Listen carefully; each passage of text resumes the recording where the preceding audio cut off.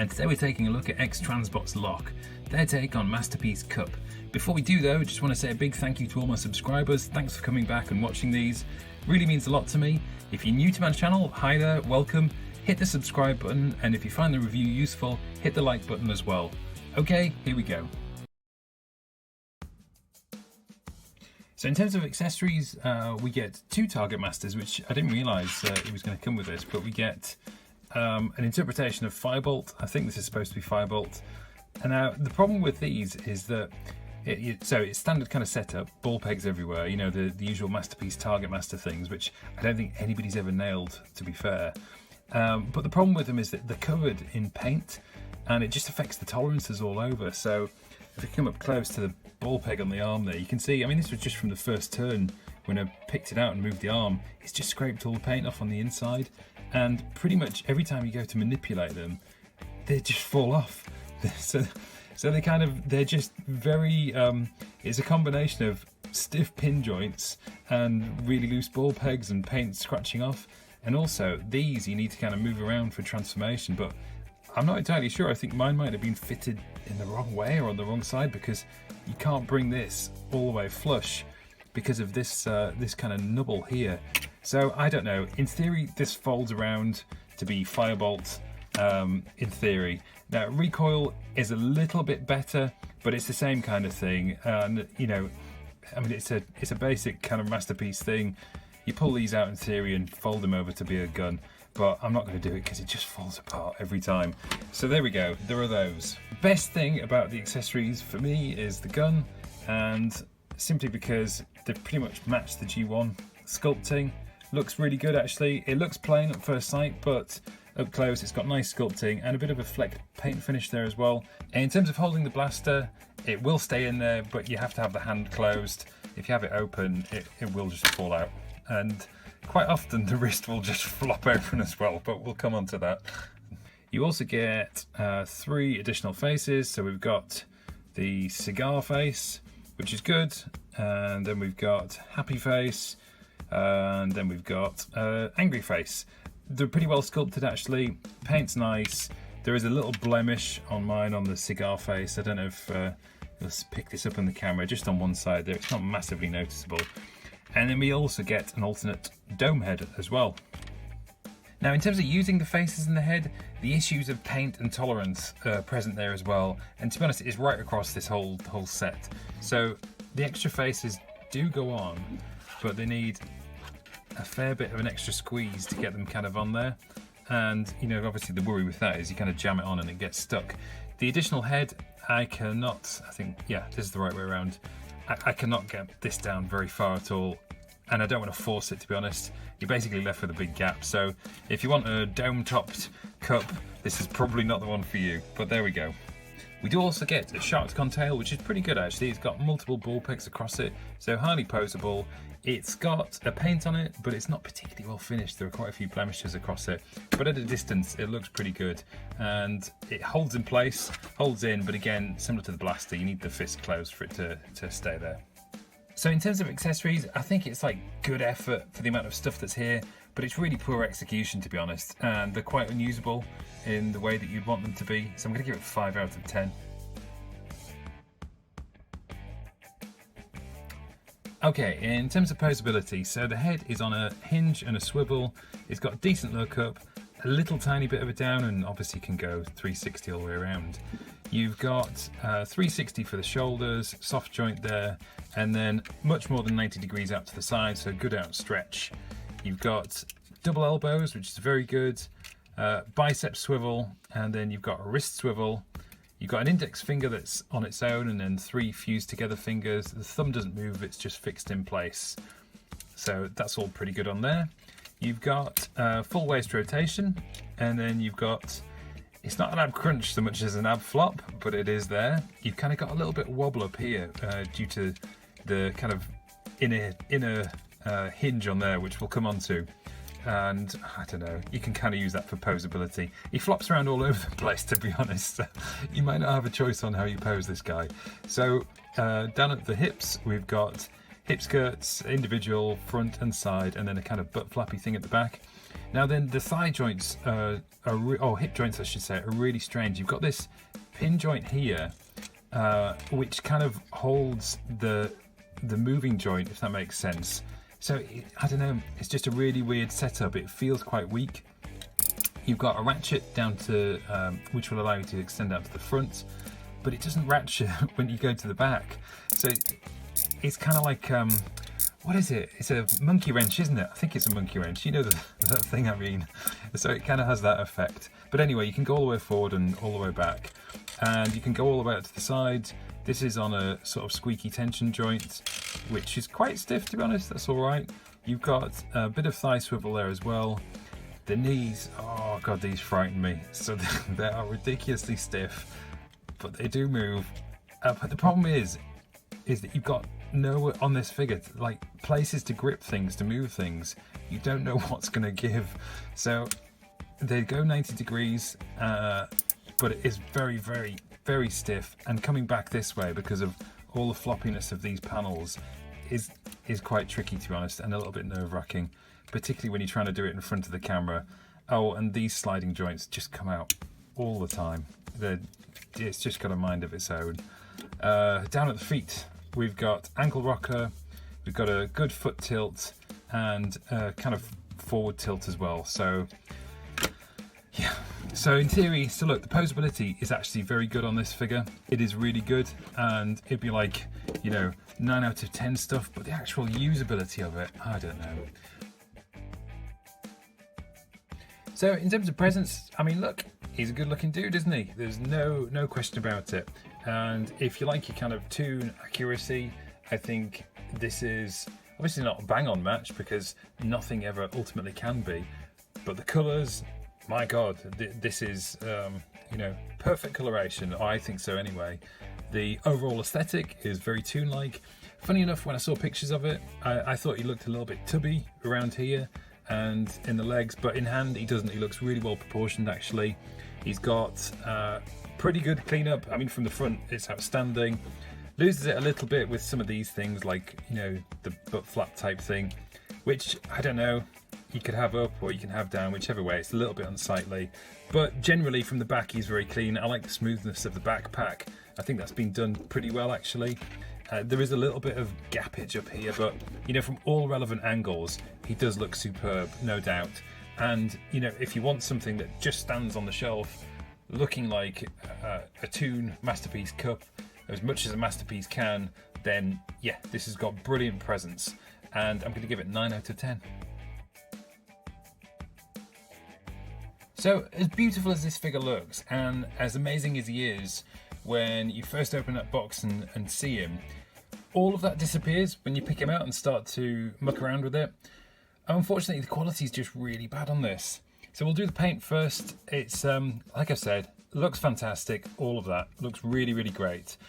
And, you know, you've got nice mixes between kind of metallic kind of looks and then matte looks. Really beautiful stuff. It's just poorly applied, or it's a poor mix between the paint and the plastic. And I think it's probably both, actually. So a lot of people have mentioned the kind of paint shavings, and I'm getting those as I'm moving the figure around. You've got blemishes in places, little chips, particularly up here and around here, and down on the legs as well. And these were there in the box, you know, they were there when I first picked it out. But I can see in some places, to be honest, when I'm going to start moving this around more and more, there will be bits chipping off, and that's just evident just from basic posing. You know, the paint shavings are kind of coming off it.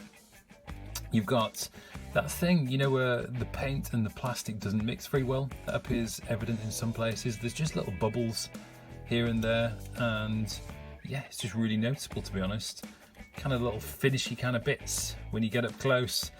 Yeah, it's just thick paint on thin plastic, I think, is some of it. So yeah, kind of poor job in that respect. Build wise, it's interesting because he's obviously got die cast and solid things and solid plastic, but then some really dodgy choices for kind of holding things together, and they're in critical places as well. So we'll do the waist first.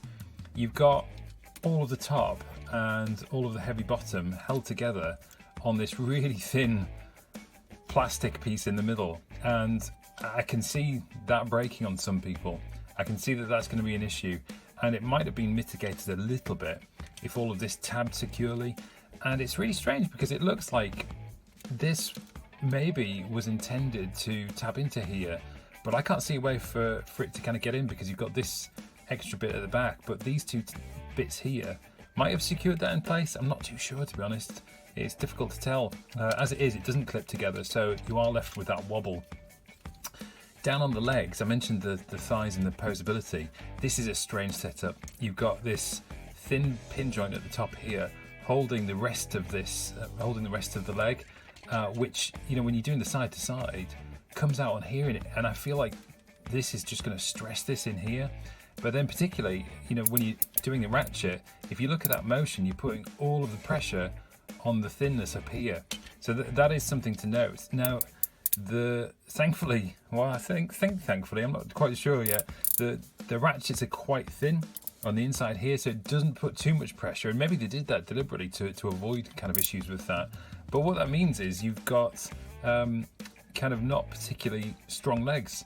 This one kind of gently falls down back to earth. This one even more so, can barely hold up, that one. So it's just bad design choices.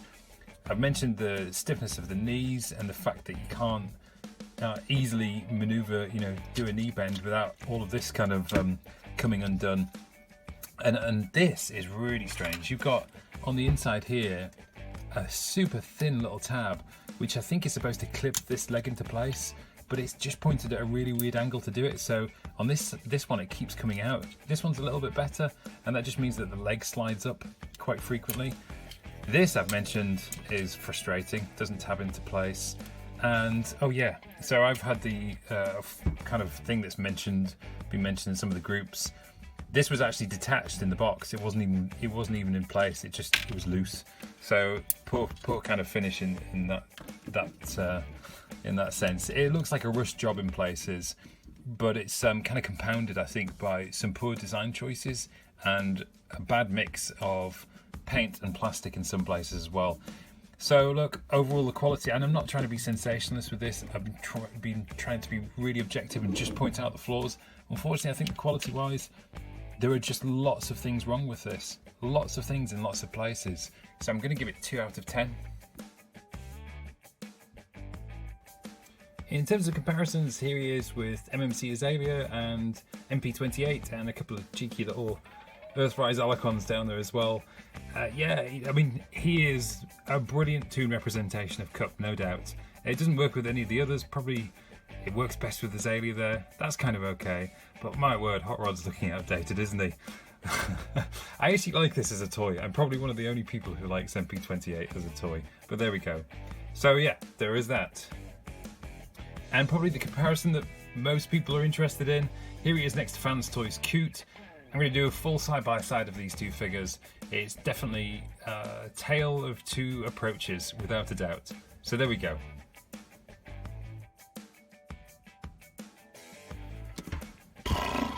Wow, so transformation, it is every bit as bad as what people are saying. It's awful. Every single little bit of it's just badly designed. It's so badly designed. There are tolerance issues. Oh, we'll start with this first actually. So midway through, I had a screw fall off, and it's this piece here, and it just fell off. This wasn't even being moved. Well, it must have been, I suppose, for it to come out, but it, you know, I wasn't doing anything with it particularly. And I've tried screwing it back in, but the thread doesn't feel long enough. It just doesn't hold. It just keeps falling out again. So there's something wrong with that.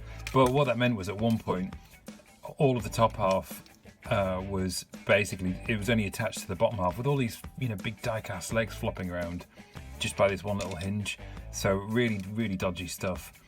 There are numerous pin joints and rotations in here where the clearance is barely there, and in some cases it isn't, and it's thin plastic on pins. I'm not convinced I've got the head right. I don't know.